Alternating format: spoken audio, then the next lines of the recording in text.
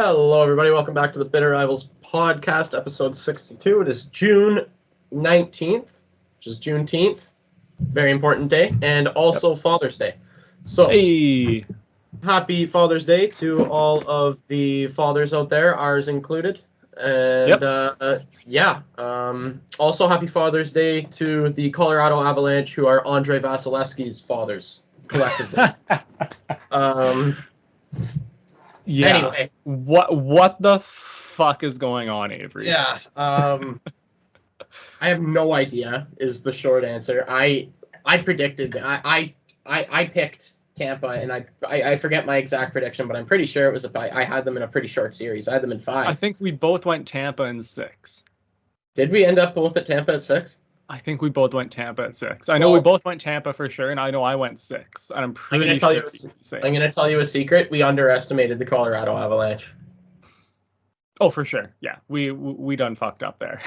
Yeah, we underestimated the Colorado Avalanche a lot because it looks like they are primed to win the Stanley Cup right now. We thought goaltending was going to be a factor. So 2 things have happened. Darcy Kemper hasn't really had to do anything yet.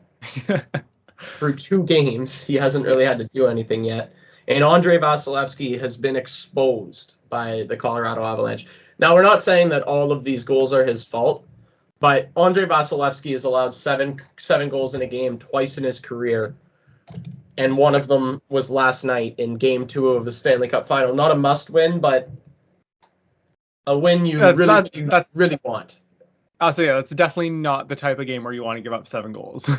No, it definitely is not. But yeah. Like, the book on Vasilevsky has always been high blocker. And it's just a lot of these goals that the Avalanche are scoring, they're just picking him apart up there.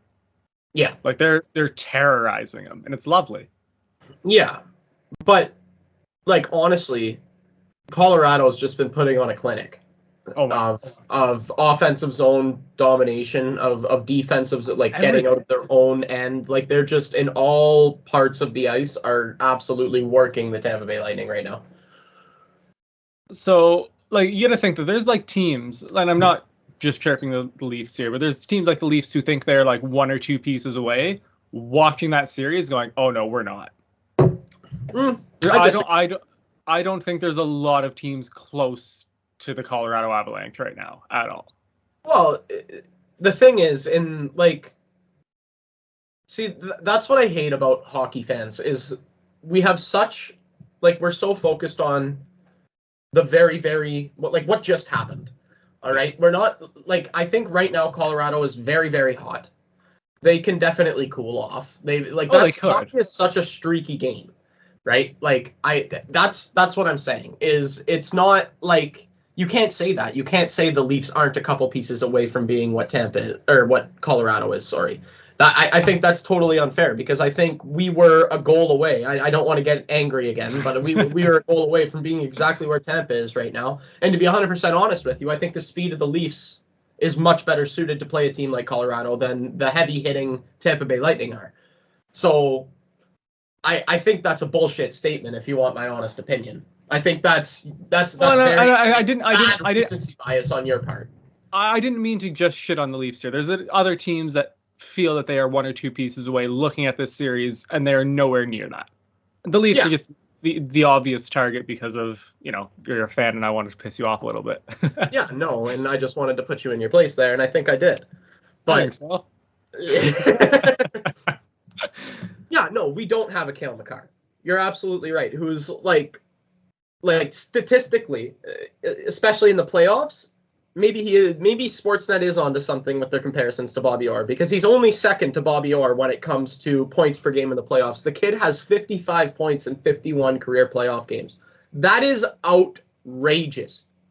I will remind you that he plays defense.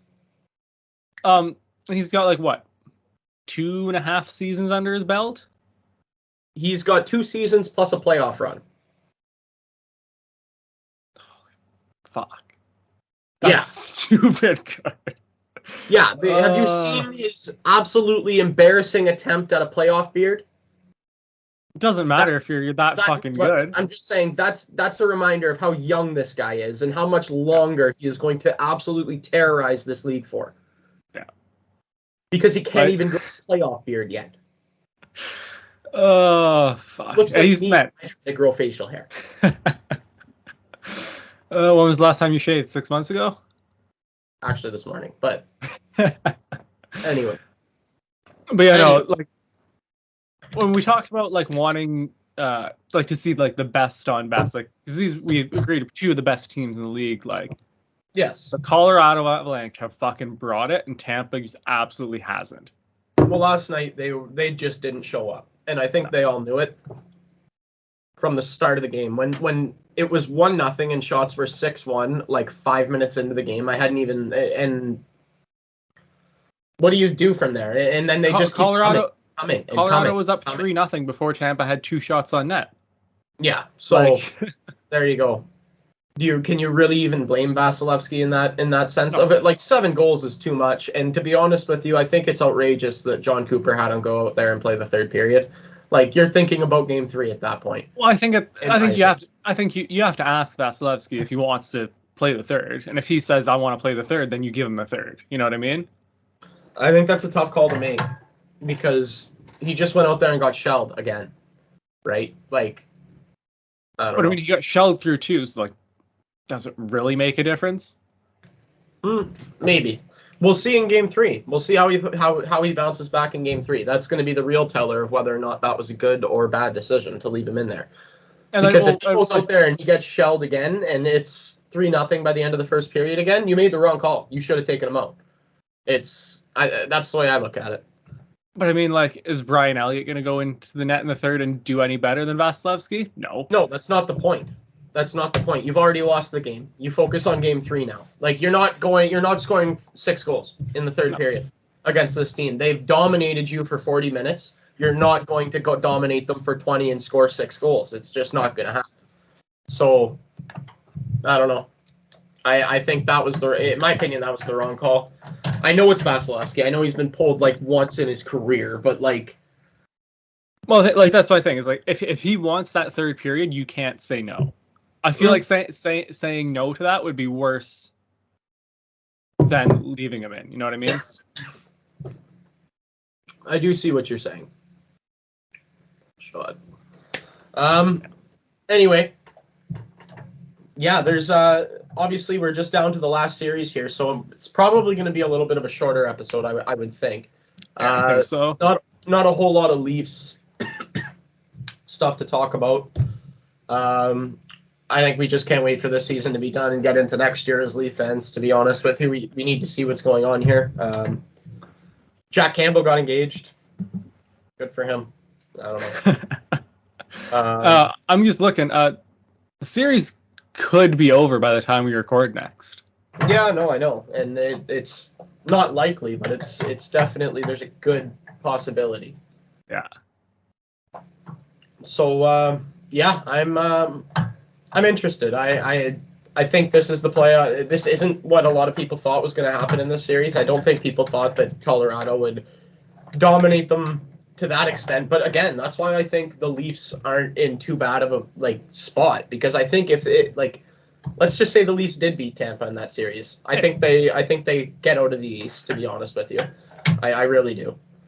And then I think they match up a lot better against a team like Colorado. The speed, and they're not as heavy hitting as a team, right? Like that's what makes Tampa Bay so good. What makes them good is they're just massive. All of them are massive, and they have a couple of skill guys. They have their skill guys, but other than the few skill guys, you're just looking at a bunch of monsters. Like Pat Maroon, Corey Perry's an absolute menace to society. You got Chernak, you got Bogosian, you got Sergachev. Hedman is a beast. Hedman is the scariest motherfucker on the ice. Stamkos is not a small guy. Like that's their strength. But then plus, you look at even they're that third line with Killorn and Platt. Like those are not small human beings either. No, not at all. Cirelli's a menace. Yeah. Like that's what they are. But then you look at the Colorado Avalanche and you have speed, skill, and more speed, right? Like that's what it is. Their first defensive pairing. It's not the big Sergachev and Hedman, or I forget. Is it McDonough that even who plays with Hedman? I think it's McDonough. Okay, so McDonough again, another monster, defensive defenseman monster, right? The first pairing for Colorado is Cale Makar and Devon Tays, who are two of the best puck moving defensemen in the league, right? Like that was probably going to be our first pairing for Team Canada at the Olympics if we went. So for sure. That's a total different that's a contrast in styles like we haven't seen in a long time, especially in a series that's this significant, right? Like, and then you move up and you got Landeskog, McKinnon, Rantanen, skills, speed. Rantanen's a moose. I will give him that. He's a monster. Well, see, McKinnon's not a small guy either, but he can fucking wheel. No, did you see they clocked him in at 50 kilometers an hour at one point in yesterday's game? Like how is Eric Chernak going to stop that? He's like, not. That's exactly. He just goes right around him, and like you said, he's so physically imposing as well. Like you can't even knock him off the puck if you catch a piece of him. He'll just skate right through it. Yeah, so, well, a guy at that size moving at that speed, yeah, he's going through everyone. Yeah, exactly. So, yeah, I don't think the series is over quite yet, but I think the series is over. I don't know. So here's my question. We'll make it nice and easy. Do you think that a week from today we are talking about the season being over? Okay, so that would entail 2 more wins from Colorado. Two more wins from Colorado, and it would be tomorrow and then Wednesday and Friday. Tomorrow. Okay, so the games are tomorrow, Wednesday, Friday? Yes. Yeah, I think Colorado takes it Friday. I think Tampa wins the game at home, and I think Colorado wins it at home on Friday. Shit. All right. Yeah. I don't think so. I don't think so. You think? Okay. Well, I think Tampa will win their 2 at home, and then Colorado take 5 and 6, win it away from home. See, I think Colorado. I don't think Colorado loses it at home, for sure. But I also think they're going to go into Tampa and take a game. I really do think they're going to take a game in Tampa, and I don't think they're going to lose Game 5. Like, I think Game 5 at home, you got the Blink 182 going. For sure they win Blink at home. 182 is just going to, it's going to be, I don't think it's going to happen, but that Tampa could possibly, like, I just don't see a way Tampa takes a game in Colorado at this point. No. That crowd has been electric, by the way. The Tampa or the Colorado crowd has been unbelievable. I didn't realize how fucking lit they are. That's a great building. Great fans. Yeah, like that's some entertaining stuff. Yeah. Yeah. It's been a heck of a playoffs, and the other thing you have to remember, Colorado's doing this without Sam Girard or Nazem Kadri right now. Oh, Kadri should be, or they're hoping that he's back in the next few games, eh? Yeah, that'd be great to see, wouldn't it? Yeah. Yeah. So, I don't know. I think, that's my prediction. Is now I've shifted. I'm Colorado in 5. I don't think Tampa has what it takes to keep up with them. I think that's what it's going to come down to. Is Tampa cannot keep up with them. Yeah. See, I'm only hesitant. I'm only hesitant because for the last 3 years I've not actually bet, but like I've always kind of predicted against Tampa, and they just keep proving me wrong. Every time I think I'm like, it's, like they can't keep doing this, they can't keep going, they've not good matchup, like whatever it is, and they just fucking keep winning. So I'm struggling to sit here and say, oh yes, like they're done. But I think they might be just a little bit. That's why I'm going to say I'm going to shift to Colorado in 6, like I said. But don't start to creep in, eh? Well, it's not that it's starting to creep in. It's like at this point for 3 years I've fucking been saying Tampa's going to lose, and they just keep fucking winning. Yeah. So at some point I should learn my lesson that they're going to just fucking keep winning. Yeah. Well, we'll see what happens. But yeah, I think we're talking about a Stanley Cup champion next week.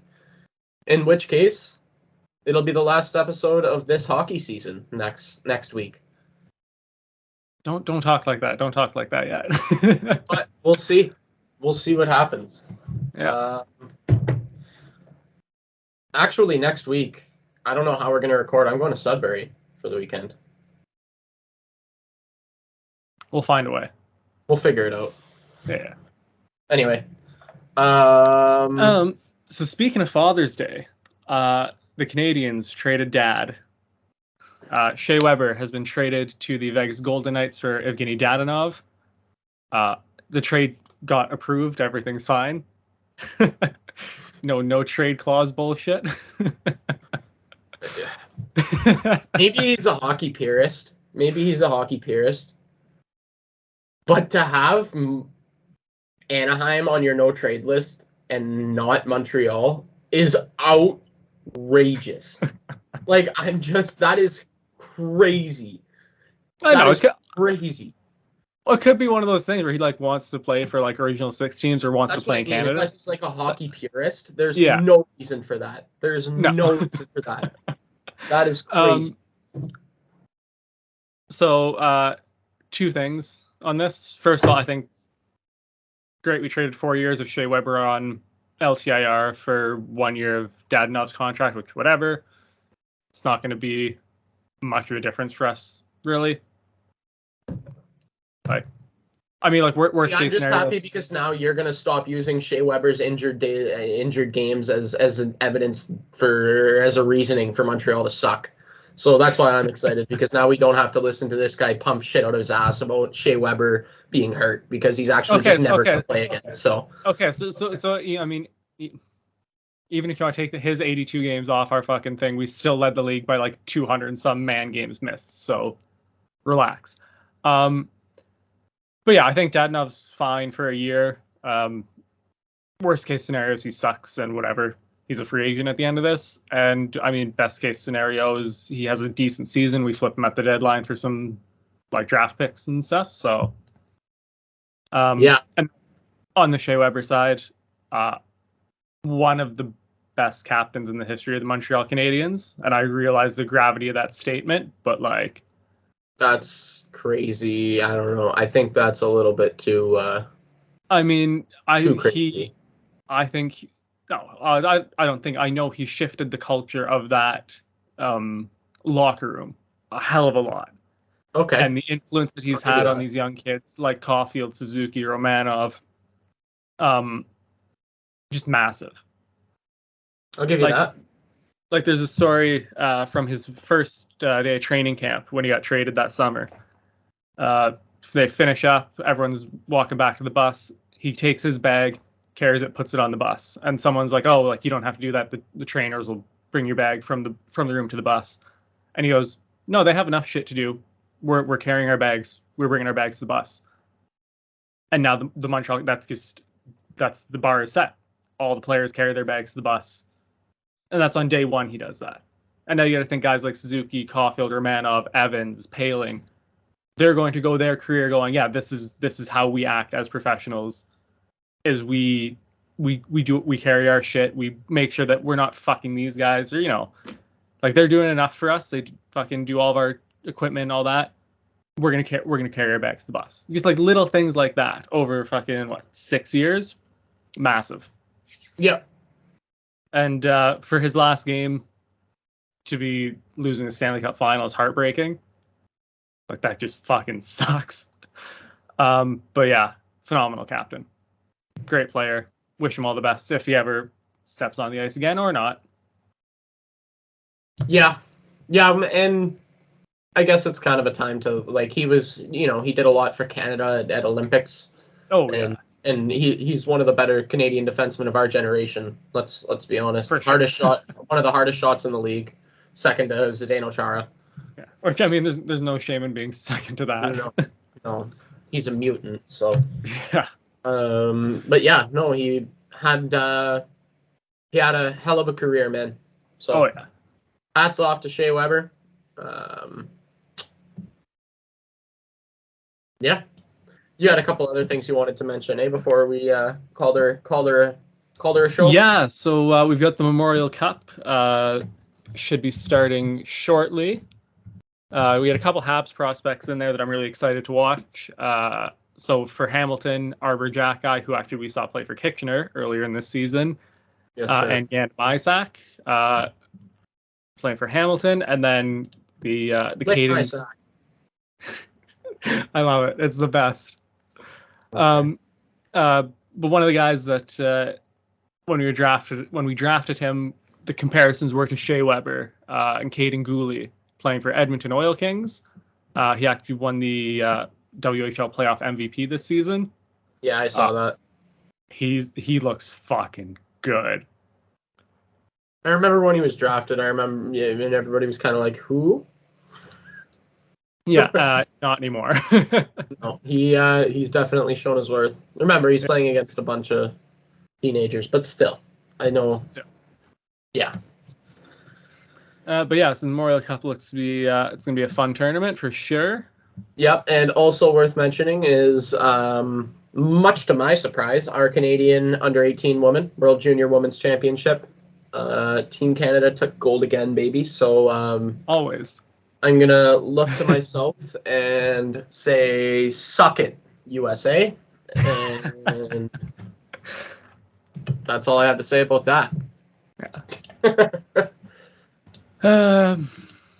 All right. I don't think we have too much more to talk about. No.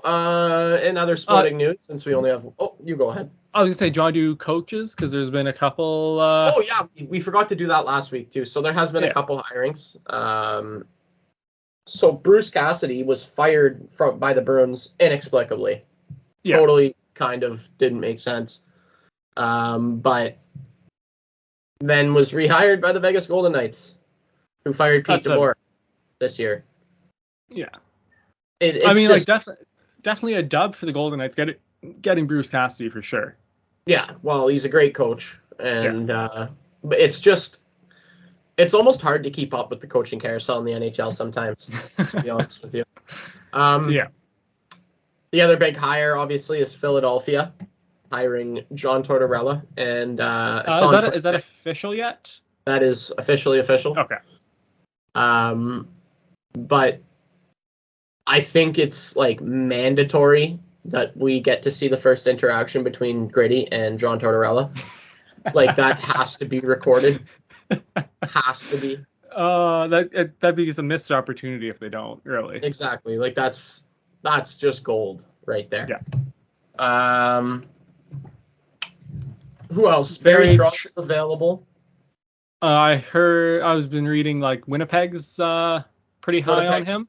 Possible destination for him, which would be interesting to see. Paul Maurice is also supposedly in the fold in a couple places. Coach of the Year candidate, Jack Adams candidate Andrew Brunette, has not been extended by the Florida Panthers yet. They've also been conducting interviews with other free agent coaches, which is interesting because theirs is literally in the final, like the one of the three Jack Adams finalists. I mean, like I don't hate talking to other people as long as they're keeping him in the loop and not just like telling him to fuck off. Then I don't hate that, especially when given the quality of some of the coaches available right now. But yeah. Anyway, yeah, it's been kind of crazy. Looks like DeBoer is going to Dallas. Jeez. DeBoer to Dallas? Okay. That's interesting. Yeah, I got Friedman saying that, so. Yeah, per Elliott, then it's probably true, I would imagine. Oh my God. I'm just getting a look at a heat map of shot attempts last night in the oh my God. There's like 6 dots in the Tampa Bay offensive zone, and the entire Colorado Avalanche offensive zone is just bright red. Yeah. Wowzer. No, they're just Puck's peppering them. Puck's on net. Anyway, in other sporting news, the U.S. Open Major Golf Championship is taking place right now, and I for one am really excited about what's going to happen today. The course, they're playing the Country Club in Boston, and the course has just been absolutely horrible, like in a good way. Like it's been so mean to all of these guys. It's been awesome. Like you know how good these guys are at golf, and the winning score is like right now the leader is only 4 under par through 3 rounds. Like it's just been crazy. Like the greens are so fast, the rough is so punishing. It's like 5 inches long. It's like this is the grass in the rough. Like it's crazy. How do you even hit a ball when it's like this? Any Canadians in the tournament? Adam Hadwin is golfing today with Scotty Scheffler. They're both sitting at 2 under, so they're 2 back of the lead. It did rain a little bit last night, so that means 2 things. That means the rough is going to be, first of all, not trimmed, so even rougher than it was yesterday, and it's also going to be wet, which is going to make it very tough. But on the other hand, fairways are going to be nice and soft. Greens are going to be nice and soft. So if you land your ball in the fairway and you have a nice approach, the ball is going to land quite well on the green today. So if guys can keep their balls in the fairway today, they should have opportunities to score. Should. But we'll see what happens. This is one of the oldest, toughest courses in America. It's awesome. I can't wait. I can't wait to watch it today. That's what I'm doing today. And also Father's Day festivities. So once again, happy Father's Day to all of the fathers out there. Gitano, do you have anything before I wrap this up to get off your chest? No, I'll just shout out Joe Gallo quick. Happy Father's Day, Joey. Yeah. And I will shout out Andre. Happy Father's Day, Andre. And we will see you at some point next weekend or week. We're not exactly sure, just based on my travel plans. We'll figure it out. We'll sort something out for sure, though. Yeah. We'll keep you updated. Thank you to the Game Entertainment and Media, as always. And we will talk to you for episode 63 next week.